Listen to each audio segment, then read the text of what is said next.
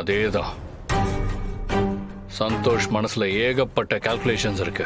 உண்மையிலேயே நான் இப்ப சொல்றேன், சந்தோஷ் மட்டும் அங்க இல்லைன்னா கௌதம் அண்ணன் இடத்துக்கு இந்நேரம் நான் வந்திருப்பேன்.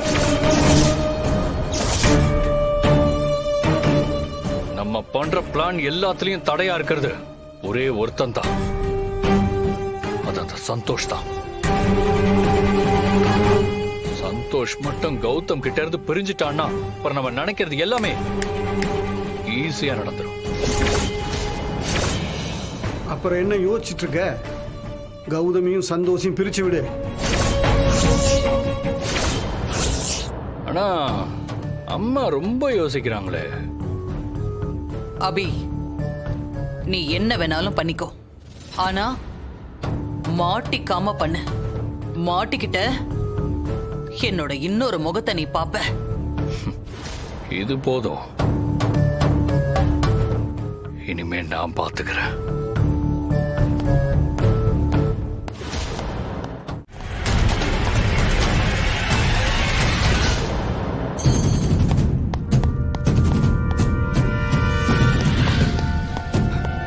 எங்கடா எங்க போயிருப்பா தெரியலண்ணா. அண்ணா இப்போ என்ன பண்றது? முதல்ல மேடத்துக்கு ஃபோன் பண்ணுங்கண்ணா பண்ணுங்கண்ணா.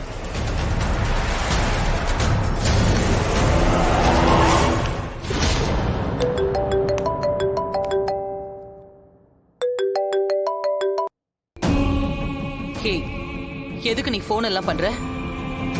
தேவையில்லாம என்ன கூப்பிடாதுன்னு நான் சொல்லியிருக்கேன்ல. மேடம், நம்ம கடத்தி வச்சிருந்த பொண்ணு எங்களை தள்ளி விட்டு ஓடிட்டா மேடம். என்ன சொல்ற? அவளை கட்டி போட்டு தானே வச்சிருந்தீங்க, அப்புறம் எப்படி தப்பிச்சா? சாப்பிடறதுக்காக கயிறு அவுத்தேன் மேடம், என்னை தள்ளி விட்டு ஓடிட்டா மேடம். இல்ல, அவ தப்பிக்கவே கூடாது. நீங்க எங்க தேடுவீங்களோ எப்படி தேடுவீங்களோ எனக்கு தெரியாது. அவ கிடைச்சி ஆகணும், இல்ல உங்க அத்தனை பெரிய சும்மா விட மாட்டேன். என்னாச்சு சக்கு?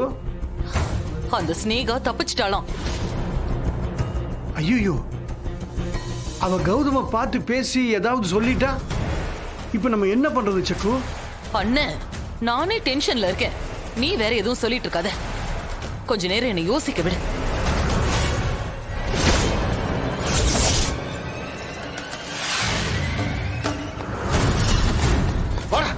அவளை சும்மா விடக்கூடாதுண்ணே.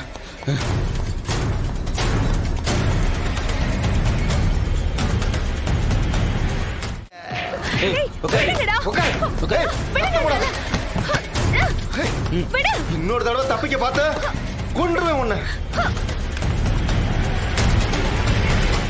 உயில் பதிவு எண் 7282. உயிலின் விபரம்: செந்தில்நாதனாகிய நான் சுய நினைவோடு எழுதிக் கொள்வது என்னவென்றால்,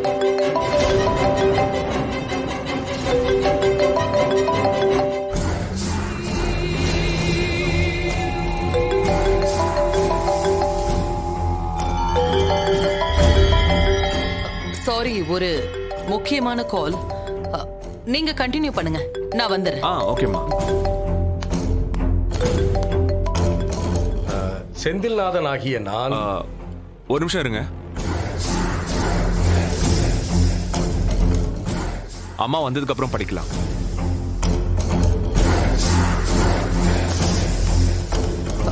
என்னாச்சு? அவ கிடைச்சாலா இல்லையா? மேடம், புடிச்சிட்டோம் மேடம்.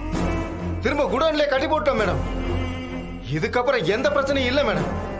நீ முதல்ல போன ஸ்பீக்கர்ல போடு.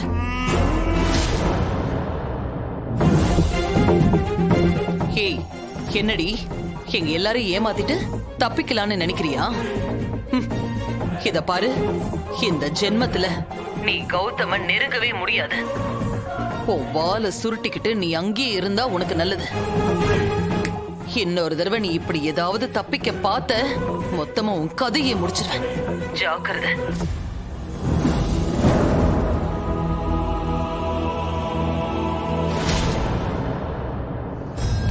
சாரி.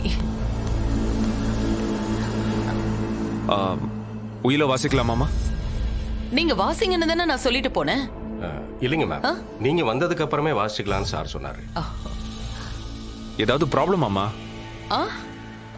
அதெல்லாம் ஒண்ணு இல்லப்பா. லாயர் சார், நீங்க படிங்க. செந்தில்நாதனாகிய நான் எட்டயபுரம் ராஜா வீட்டில் கணக்கு பிள்ளையாக வேலை பார்த்தபோது அவர் எனக்கு விலையுயர்ந்த நெக்லஸ் ஒன்றை பரிசாக அளித்தார்.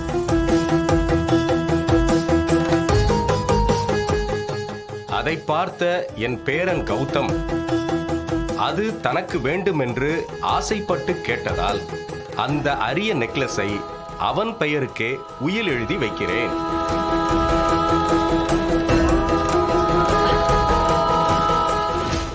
ஏமா அப்படி சொல்ற? இது வெறும் நகை இல்லம்மா, கௌதம் தாத்தாவோட ஆசீர்வாதம். அது உன் கைக்கு கிடைக்கணுங்கிறதுக்காகத்தான் இப்ப நம்ம வீடு தேடி வந்திருக்கு. சரிங்க பாட்டி, நீங்க அத பூஜையில வச்சு கொடுங்க, நான் போட்டுக்கிறேன். ஆ, இப்ப சொன்ன பாத்தியா, இதுதான் சரி. அந்த நகைய நாளைக்கு பூஜையில வச்சு கௌதம் கையால போட்டு விட சொல்றேன். அண்ணே, அது பழைய ஆன்டிக் ஜுவல்லா இருக்கு. இப்ப இதோட வேல்யூ என்னவா இருக்கும்? இதெல்லாம் கோடி கணக்குல இருக்கும். பிரைஸ்லெஸ். இதோட விலை என்னன்னு இன்னைக்கு யாராலையும் கணிக்க முடியாது.